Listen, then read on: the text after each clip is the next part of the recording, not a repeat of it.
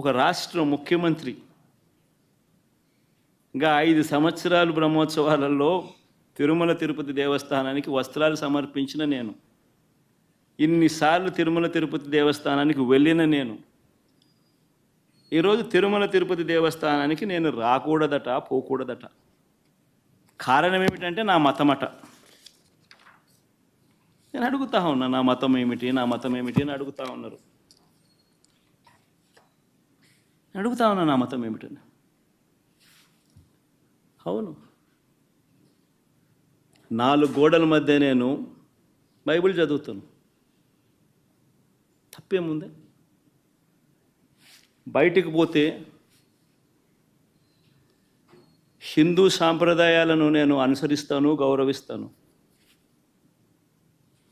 బయటికి పోతే ఇస్లాంను అనుసరిస్తాను, గౌరవిస్తాను. బయటికి పోతే సిక్కిజంను అనుసరిస్తాను, సిక్కిజంను నేను గౌరవిస్తాను. నా మతం ఏమిటని అడుగుతా ఉన్నారు. నా మతం మానవత్వం. డిక్లరేషన్లో రాసుకుంటానేమో రాసుకోండి.